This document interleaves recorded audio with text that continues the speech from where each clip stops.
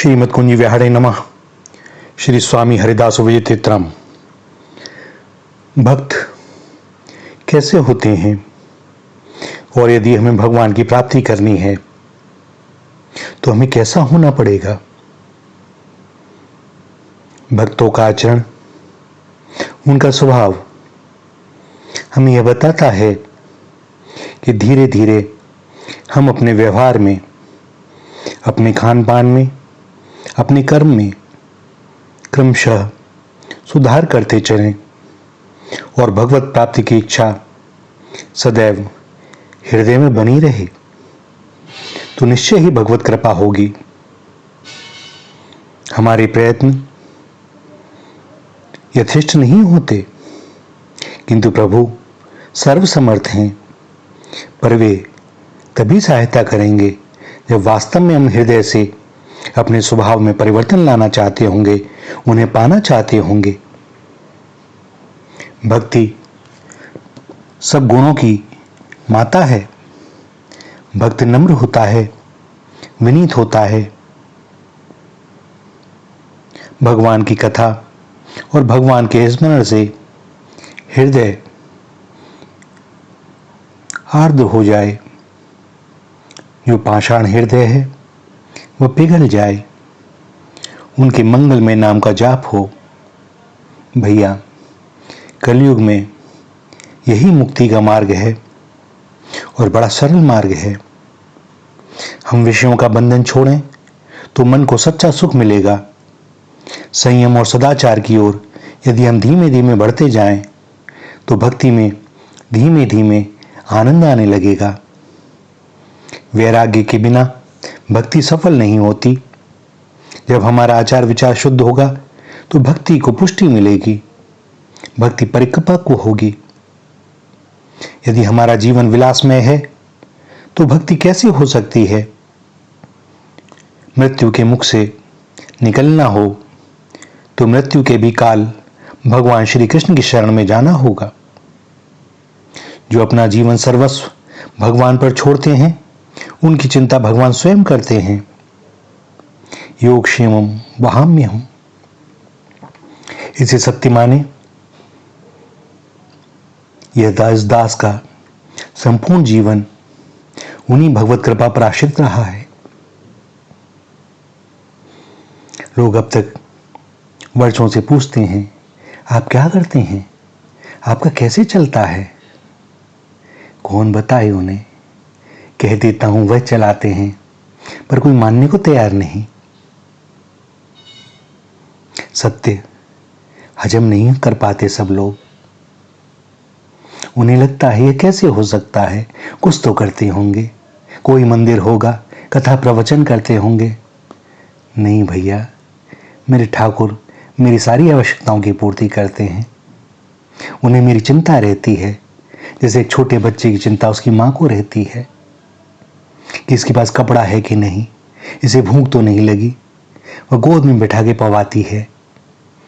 ऐसे ही मेरे प्रियालाल इस अधम को, इस अवगुणी को कृपावश बड़े प्रेम से दुलारते हैं, पवाते हैं।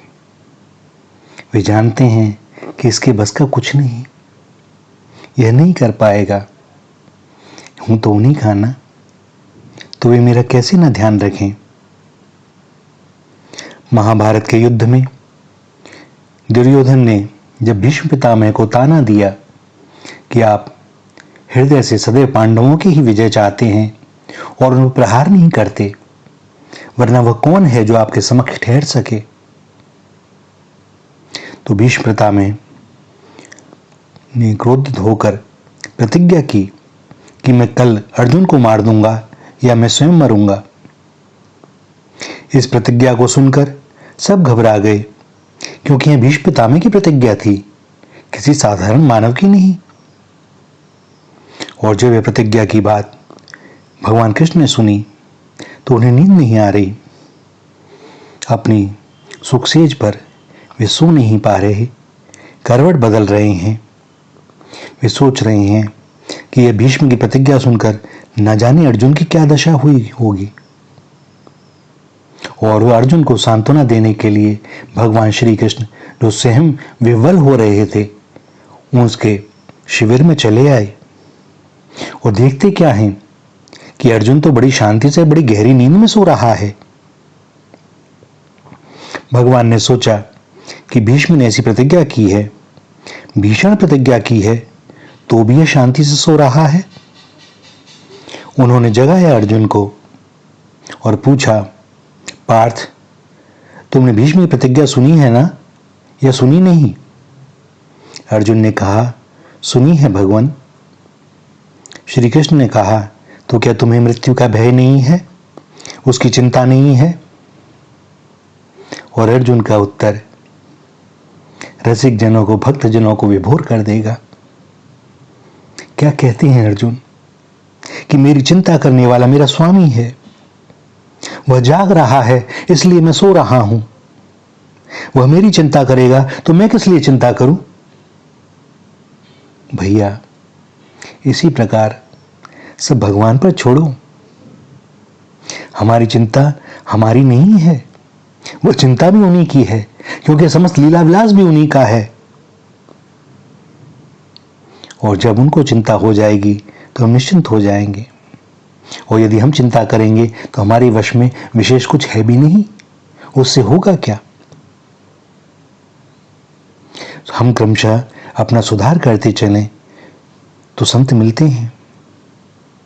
यदि हमारा सुधार ही ना हुआ तो संत मिल भी जाएंगे तो सद्भाव नहीं जगेगा, श्रद्धा नहीं होगी, विश्वास नहीं होगा,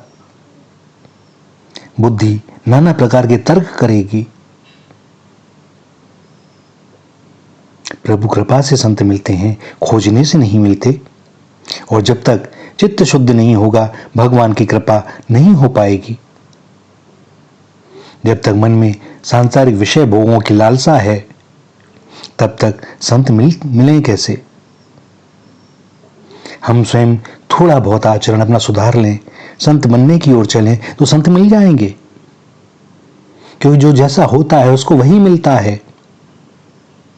और संत देखने की दृष्टि देते हैं कि यह संसार उन्हीं का लीला विलास है, इसको भैया देखने में आनंद आता है, भोगने में नहीं। यह ईश्वर का स्वरूप है, यह जगत ईश्वर का ही है, ईश्वरमय है। इस संसार में आज भी संतों का अभाव नहीं है, सदशिष्यों का अभाव है। जो पात्र बन जाते हैं उन्हें संत मिल जाते हैं, और जब संत की तरफ अग्रसर होते हैं तो संत मिलते हैं। संत बनने से पहले यदि किसी को संत मिल जाए तो श्रद्धा नहीं होगी, कोई लाभ ना होगा।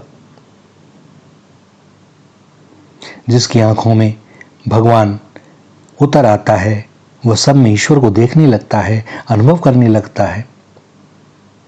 संसार में निर्दोष एक भगवान ही है, भगवान के सिवा कोई निर्दोष नहीं है। संतों में भी कोई एकाध दोष तो होगा ही, क्योंकि पूर्ण सद्गुण प्रकट होने पर यह जीव इस शरीर में रह नहीं सकता, ईश्वर से भिन्न रह नहीं सकता। यह ब्रह्मा जी की सारी सृष्टि गुण और दोष से भरी हुई है। जगत में सब तरह से कोई भी सुखी नहीं हुआ, ना होगा, क्योंकि यदि वह सुखी हो जाए तो सुख का अर्थ भूल जाएगा। संसार के प्रत्येक पदार्थ में दोष हैं और गुण भी हैं। हमें दृष्टि को ऐसी गुणमयी बनाना है कि किसी का दोष न दिखाई दे। जब तक हमारी दृष्टि गुण दोषों से भरी हुई है हमें संत में भी दोष दिखाई देंगे। दृष्टिम ज्ञानमयी कृत्वा पश्येत ब्रह्ममयम जगत। जिनकी दृष्टि गुणमयी है वही संत हैं। हमारे अंदर अभिमान आता है तो हमारा पतन होता है। सो हमें प्रयत्न करना चाहिए कि सतत दीनता आए, क्योंकि उसी की आवश्यकता है। कभी कभी प्रतीत होता है कि भगवान भी संत में एकाध दोष अपनी इच्छा से रखते हैं। अपने भक्तों में भी वो जो दोष रखते हैं वो अपनी इच्छा से रखते हैं, ताकि उनके भक्तों को नजर ना लग जाए। जैसे एक माँ अपने शिशु का श्रृंगार करती है तो उसके माथे पर काले काजल का टीका लगा देती है ताकि दूसरों की नजर ना लगे। क्योंकि कोई दोष ना हो तो मन में यह अभिमान आता है कि मेरे दोष दूर हो गए और मैं सबसे गुणी हूं। भैया, किसी के भी दोषों को मत देखो, किसी के पाप का विचार न करें हम, और वाणी से उनके पापों का उच्चारण करना तो बड़ी दूर की बात। भक्त होने के लिए घर नहीं छोड़ना, कोई जरूरत नहीं है। घर छोड़ने से कोई संत बन जाता हो, ऐसा होता नहीं। कहां जाओगे, कहां छुपोगे संसार से जाकर के? जहां जाओगे वहीं संसार आ जाएगा। इस संसार में रह करके इस संसार से छूटा जा सकता है। कुश्ती यदि आपको लड़नी है तो अखाड़े में ही लड़ी जाएगी, अखाड़े से भागकर नहीं। जो भागा वह क्या कुश्ती लड़ेगा, कैसे हराएगा किसी को? घर में ही रहकर संत एकनाथ, गोपियों आदि अनेक संतों ने भगवान को प्राप्त किया है। शास्त्र भरे पड़े हैं ऐसे उदाहरणों से। केवल कपड़े बदल लेने से, चंदन तिलक लगा लेने से कोई संत नहीं हो जाता। केवल कपड़े नहीं बदलने हैं, वेश नहीं बदलना है, हृदय को बदलना है, मन को बदलना है, चित्त को बदलना है, और हृदय से आकुल होकर बदलना है भैया, भगवान के लिए। हम मन के नौकर ना बने, वरन मन हमारा नौकर बने। राजा परीक्षित ने अपने मन को सुधार लिया, और जैसे ही सुधारा उनको सुखदेव जी मिल गए। संसार में जो अपने लक्ष्य को याद रखता है वह संत बनने की ओर अग्रसर है, संत ही है। इस जीवन का लक्ष्य है परमात्मा से मिलन। जो अपने मन को सुधार लेता है वह संत है। जगत बिगड़ा हुआ नहीं है। हम कहते हैं संसार बिगड़ा हुआ है। भैया, संसार नहीं बिगड़ा हुआ, हम बिगड़े हुए हैं। अपने मन पर हमें विश्वास नहीं रखना चाहिए, इस पर सदैव अंकुश रखना चाहिए। जिसका मन शुद्ध है, चरित्र शुद्ध है, वह संत है। अपने चित्त को सुधारने के लिए अनेक उपाय शास्त्रों ने, गुरुदेव ने, ऋषियों महर्षियों ने बताए हैं। इस मन को सब समय मृत्यु का भय दिखाना पड़ेगा तो यह सुधरेगा। मृत्यु के स्मरण से यह चित्त सुधरता है। राजा परीक्षित को जब मालूम पड़ा कि मैं 7वें दिन मरने वाला हूं, तुरंत ही उनके विलासी जीवन का अंत हो गया, और उसी दिन वह विलासी जीवन से विरक्त जीवन बिताने लगे। क्योंकि मृत्यु का भय है तो जीवन सुधर गया। मृत्यु का दुख भयंकर है। जीव को जब यह देह छोड़नी होती है तब बड़ी वेदना होती है, क्योंकि इस देह से बड़ा ममत्व रहा है, प्रेम रहा है। जन्म भी दुख है, वृद्धावस्था दुखमय है, और पुत्र आदि कुटुंबीजन सभी दुख स्वरूप हैं। अंतकाल भी बड़ा दुखद है। तो भैया, इस मोह निशा से हम जागें, अपने अंतकाल को रोज याद करें, नित्य विचार करें कि यदि आज ठाकुर जी के यमदूत मुझे पकड़ने आ गए तो मैं कहां जाऊंगा, क्या करूंगा, उनको क्या हिसाब दूंगा? नरक में जाऊंगा, स्वर्ग में जाऊंगा, या बैकुंठ में जाऊंगा?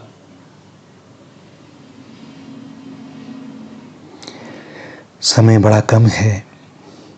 हमें यह नहीं मालूम कि हमारे कितने दिन व्यतीत हो चुके, कितने क्षण, कितने पल, कितने दिन हमारे हाथ में हैं। भैया, इस दास की एक ही प्रार्थना है, आप एक सूत्र बना लो जो भगवत कृपा से इस दास ने बना रखा है। यह मान लो कि अगले ही क्षण मेरी मृत्यु होने वाली है, बस जीवन सुधर जाएगा, पाप हो नहीं सकेगा, आप किसी को कष्ट दे नहीं पाएंगे, स्वार्थ आड़े नहीं आएगा, क्योंकि अगला ही पल मृत्यु का है।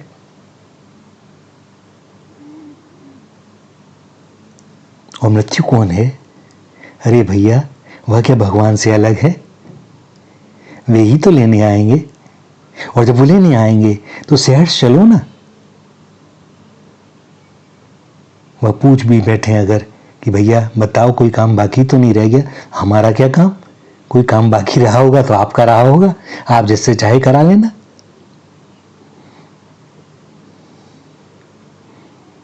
बिल्कुल अभी चलना, बिल्कुल अभी चलना। हम तो कब से तैयार बैठे हैं और मृत्यु इतनी आनंदमयी होगी कि कहा नहीं जा सकता, क्योंकि वे स्वयं लेने आते हैं अपनी गोद में। बाकी दिखते वह वैसे ही हैं जैसा हमारा हृदय होता है, जैसा चित्त होता है। वो उसी रूप में दिखाई देंगे जैसे हम सोचते हैं, विचार करते हैं।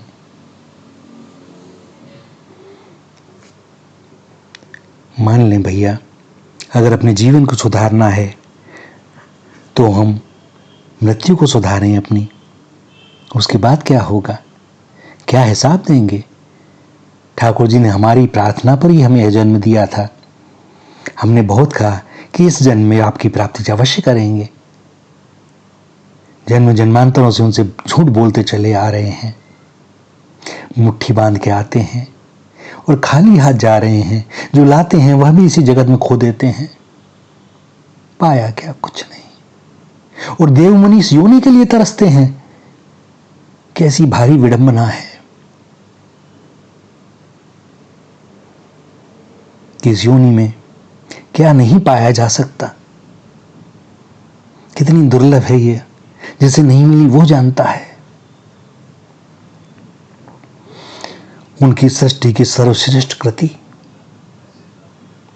उन्हीं का अंश है। बस स्वर्ण की जो लास्ट गलाई हो रही है,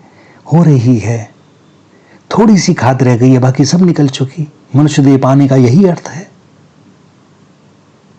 जरा सी शुद्धि और हो जाए, जरा सा और तप जाए, बस स्वर्ण स्वर्ण में मिल जाएगा 24 कैरेट।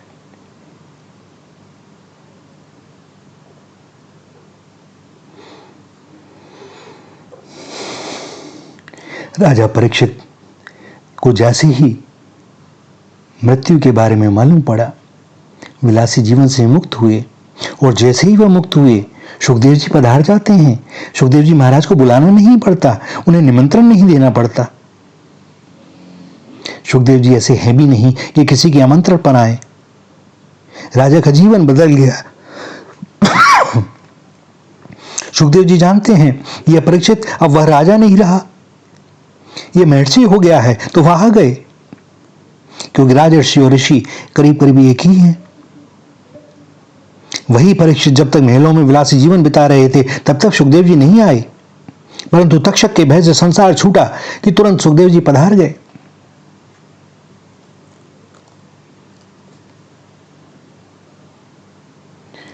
भैया, इस समाज को सुधारने की चेष्टा अनेक बार भगवान के भजन और भगवत मिलन में बाधक हो जाती है। दूसरों को सुधारने की भावना भगवान के भजन में विघ्न करती है।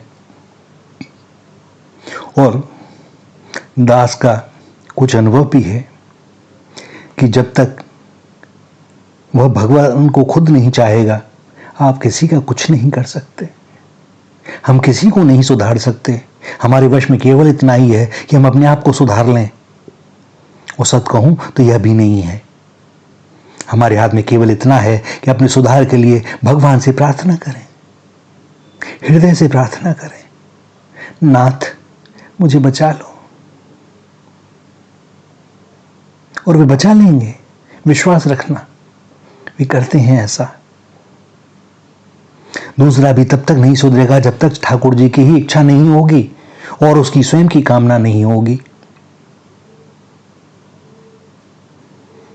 किसी व्यक्ति ने अभी अभी भोजन किया है, पेट भर के भोजन कर लिया, अब 56 भोग आप उसके सामने रख दो, उससे कहो ये बड़ी अच्छी है, वह कहेगा नहीं मेरी भूख नहीं है।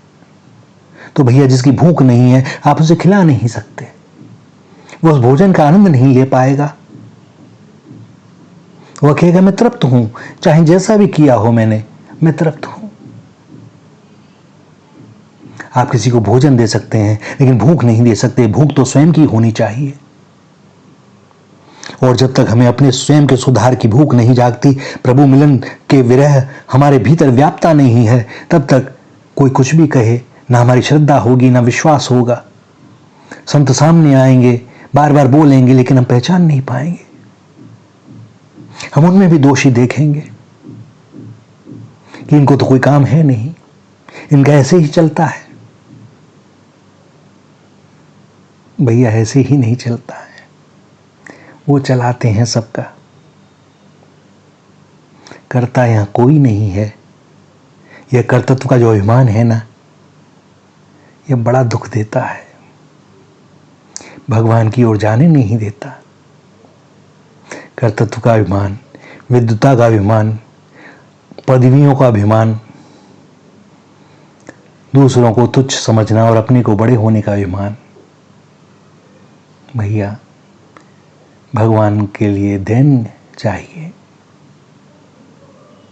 भगवान का ना एक नाम है गिरधर और एक है मुरलीधर। गिरधर का मतलब जिसने गिरिराज उठा लिया, और मुरलीधर जिसके होठों पर मुरली रहती है। कहाँ इतने सुकोमल के भी एक मुरली को उठा के अपने होठों से लगा लेते हैं और उसमें प्राण भर के फूंकते हैं, दूसरी ओर गिरिराज ही उठा लेते हैं। लेकिन कितने विपरीत नाम होते हुए भी गिरधर को यदि आप मुरलीधर कह दें, उन्हें उतना ही प्रेम है उससे। और यदि हमें कोई ऐसा कह दे, तब क्या होगा? विचार करें हमारी क्या स्थिति है। भैया जब तक हमारी कथनी और करनी एक नहीं होगी, हमारे आचरण में सूत्र नहीं उतरेंगे, तब तक हमारे शब्दों में भी वह शक्ति नहीं आ सकती। शब्दों में शक्ति उसी की होती है जिसके आचरण में होती है। कथनी और करनी जिसकी एक होती है, जिसने इन सूत्रों को अपने जीवन में उतारा है, जिसकी वाणी और आचरण एक जैसा है। एक बार एक माँ अपने बच्चे को एकनाथ जी के पास ले गई और बोली, महाराज मेरे पुत्र को गुड़ खाने की आदत पड़ गई है और अब वह इसे छोड़ता नहीं है, वह गुड़ खाना छोड़ दे, ऐसा आशीर्वाद दें। एकनाथ जी महाराज ने उस समय कोई आशीर्वाद नहीं दिया। वह बोले, कुछ दिन बाद आना। कुछ दिन बाद वह फिर पुत्र को लेके आई और उन्होंने कहा, हे विठलनाथ कृपा करो, इसका गुड़ छूट जाए। और उस माता ने पूछा, महाराज यह बात आप उस दिन भी कह सकते थे। उन्होंने कहा, नहीं मैया, मैं नहीं कह सकता था, उस समय मैं भी गुड़ खाता था। अब विठलनाथ जी महाराज की कृपा से मैंने गुड़ खाना छोड़ दिया है, अतः आज मैं कह पा रहा हूं। कैसी सरल और हृदयग्राही बात। ऐसे ही सूत्रों से शास्त्र और रसिक जनों की वाणियां भरी पड़ी हैं भैया। एक सूत्र हमारे जीवन में उतर जाए, जीवन धन्य हो जाएगा। तो फिर चलें वहां जहां केवल आनंद है। श्री राधा श्री राधा श्री राधा।